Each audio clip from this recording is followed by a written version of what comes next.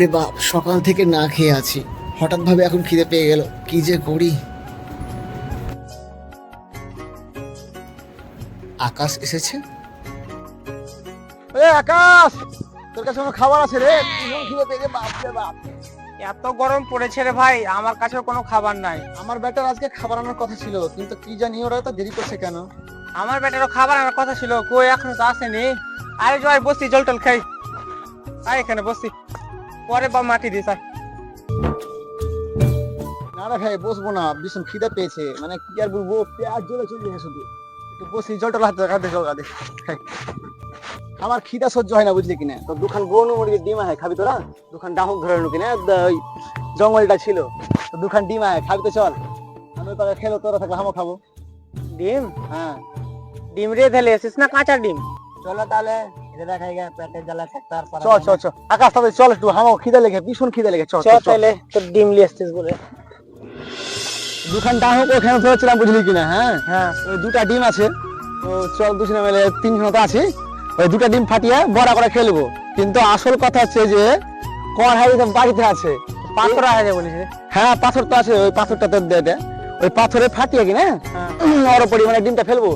আর একটু তেল মুড়ি খাওয়ার লেগে নিয়ে হেলাম, ওই মুড়ি খাওয়া তেলটা দিয়ে একটু দিব, দেখি পাথর আগে গরম খুবই পড়ে হয়ে গেছে। বিশাল গরম পুরা। আমার মনে হয় কিনা 2 মিনিটে পাথর থেকে ই হয়ে যাবে, এই অমলেট হয়ে যাবে। খান তাহলে, আমি ডিমটা নিয়ে আসছি। হ্যাঁ,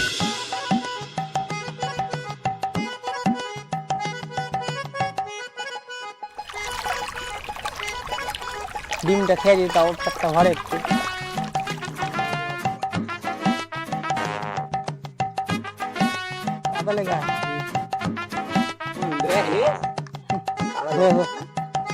কাল কি তো বৃষ্টি পড়লো? হেসে দেখো না, হেসে দেখ। তোরা ভুলি লেগে এটাকে এখন? হ্যাঁ, ভুলি কেন রে এখন? কাদা লেগে আছে। কাদা লেগেছে মানে তো এখন কি বলতো, আমরা কাদা খেয়ে দিতাম, তো এখন তুই খেতে পারবি?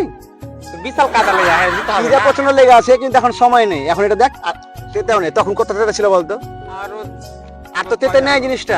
এখন তো ডিমের অমলেটও হবে না ঠিক মতন ভাবে, আবার অপেক্ষা করতে হবে আমরা এখন। চল আবার 8 ঘন্টা বস, তাহলে কি রোদে করবি? পাথর টাকা ভাগ্যটাই খারাপ রে। যে রোদ হবে, ওখানে দে পাথর টাকা। রোদ তাহলে এখানে এই যে ছায়া আছে, এইখানে থিস তো, রাখ। ভারী হয় পাথর। হ্যাঁ, চল একটু আয়, রাজু উঠা একটু বসি এদিকে। কত সে ঘরটি তুই ডিম লিয়েছিস তুই এগুলা? ডাহুকের ডিম কত বড় হয় ভাবছিস তুই? ডাহুকের ডিম? হ্যাঁ, বন মুরগি ডাহুক বলে না বলে। হ্যাঁ, বন মুরগি ডিম এগুলা। বন মুরগি তাহলে? হ্যাঁ, তো বন মুরগি ডিম আছে। ডাহুকের ডিম এত বড় হয় না, বন মুরগি ডিম হয়ে গেল নাকি? চ কত হলো? হ্যাঁ, মানে গরম রোদ যখনই পড়ে তো 3 মিনিটে গরম হয়ে যায়। চ রোদ ওপরে হ্যাঁ, ভালোই। চ না হলো হলো, না হলো না হলো। চ। বেরিয়ে হ্যাঁ, যে আমি নুনার তেলটা নিয়ে আসি, তুই ধর ডিমটি ধর। জলটা লিয়ে আস, জল। নুনার তেলটা নিয়ে আসি, না ডিমের বড়া জল তো খেতে হবে। কাদা লেগে আছে। এবার সারা রোদ এসে ডিমটা ফাটিয়ে দি।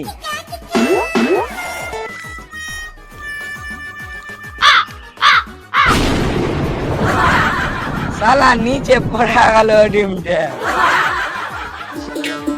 দেবে ডিমের পর কেন লেগে পেলে?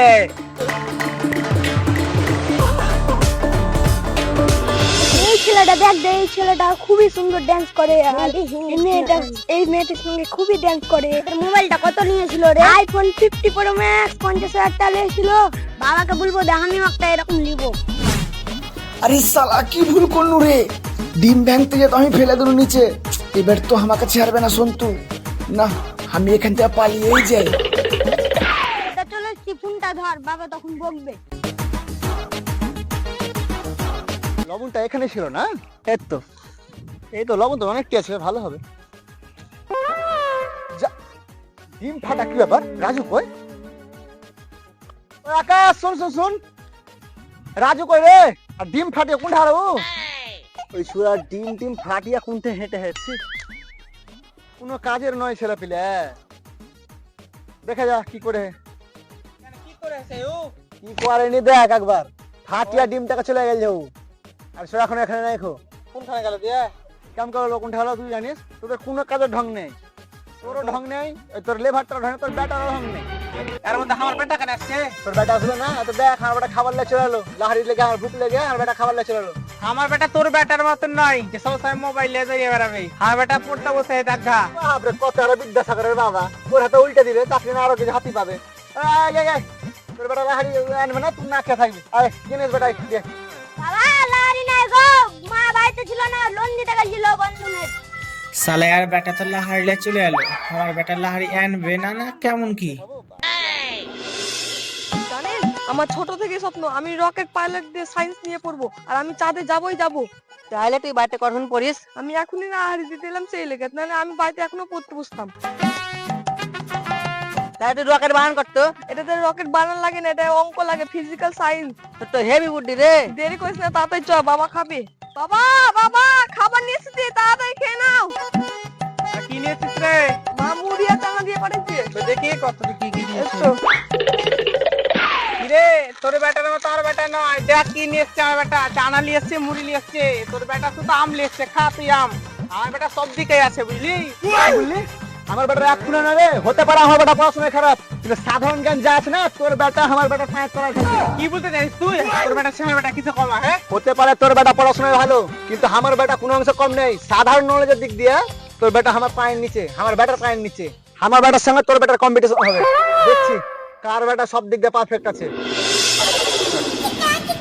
ওই সুভাষ ধর তো বাবু, চশমাটা ধরো তো আমার। কত সুন্দর প্রকৃতি, চারিদিকে সবুজ। এটা কিসের গাছ সুভাষ? লালমির গাছ। লালমির মনে হচ্ছে তো শশার গাছ। হ্যাঁ স্যার, এগুলা অপুষ্ট, এগুলা ভালোভাবে পুষ্ট হয়নি। ভালো ভালো সবজি আপনার বাড়িতে পয়সা দিলে হবে। ঠিক আছে বাবু, অবশ্যই। স্যার ওইদিকে চলেন, আমাদের আমের বাগান আছে। কোথায়?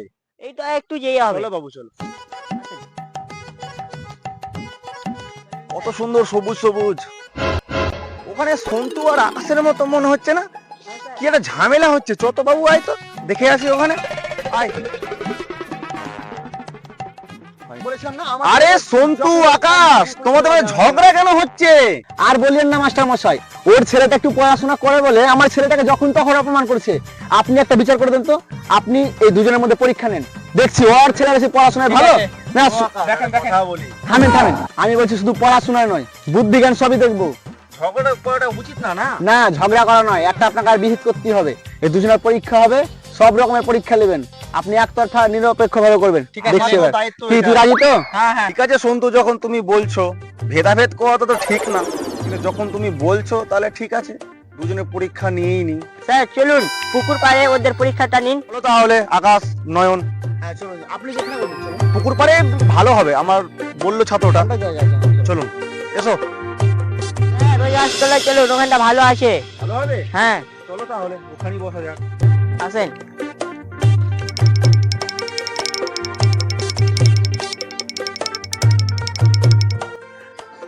ভালো আছো তো তোমরা সবাই?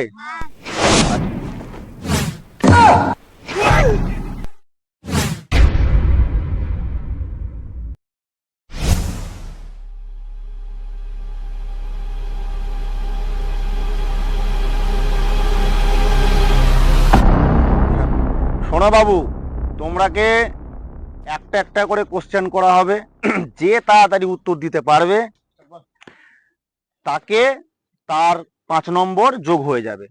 পাপ্পু, তুমি যত পাবা তোমার নম্বর যোগ করবে আমাদের সুভাষ বাবু, আর তোমার নম্বর যোগ করবে আমাদের অগ্নি বাবু। ঠিক আছে? তো কোশ্চেন করার পরে পরেই বা সাথে সাথে যে উত্তর দিতে পারবা সে বিজয়িতা হবা। ঠিক আছে? যার নম্বর বেশি হবে। বোঝা গেল? তাহলে আমি কোশ্চেন করি। এই ছোড়া মনে হয় পারবে না, সমাজে আমার নাক কেটে দিলে। দিনমান মোবাইল নিয়ে পড়ে থাকলে কি হয়? ওই ছোড়া কত পড়াশোনা করছে। হেরে গেলে বাবা আমাকে তো একটা মানিয়ে দিবে। যা প্রশ্ন করবে করুক গা, আমি তো সবই পারবো। আমার বেটার কথা আর কি বলবো, গর্বে বুকটা ফুলে আসে। তাহলে তোমরাকে আমি কোশ্চেন জিজ্ঞেস করছি, খুব তাড়াতাড়ি কিন্তু উত্তর দেওয়ার চেষ্টা করো। ঠিক আছে? বলো, ডগ মানে কি? ডগ মানে ভেড়া। কে এটা বে? স্যার এটা ভেড়া হবে না, কুকুর হবে। বাহ, অতি উত্তম, তোমার কাছে আমি এটাই আশা করেছিলাম। ঠিক আছে, খুব সুন্দর উত্তর দিয়েছো। তাহলে আমি যাচ্ছি নেক্সট একটা কোশ্চেন। ঠিক আছে? সালা যেমন ছেলে তেমন ঠিক হয়েছে, একদিনও পড়তে বসবে না। তুই বাড়ি চল, তোর পা হাত বেঁধে যদি না আমি না থোত না ভাঙি তো আমার নাম সন্তু নয়। তুই আয়, তোর হচ্ছে দেখ না।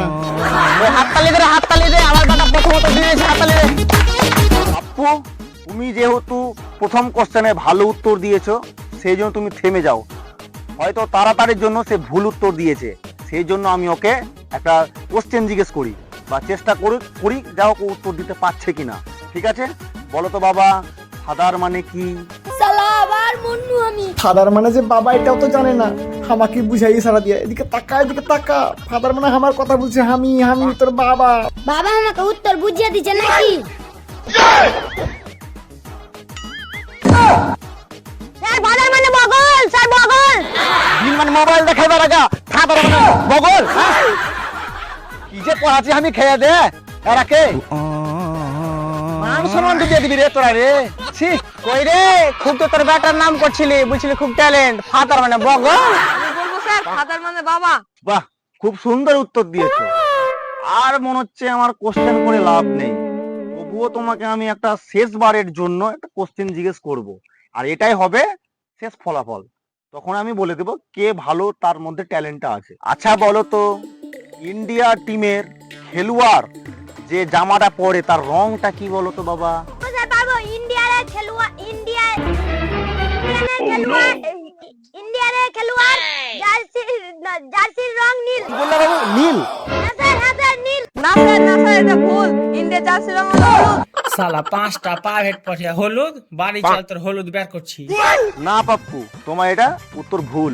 ইন্ডিয়ান খেলোয়াড়দের গায়ের জার্সি রং হলো নীল, হলুদ না। তুমি এটা ভুল বলেছো। অর্থাৎ সন্তুর ছেলে ভালো উত্তর দিয়েছে, খুব সুন্দর।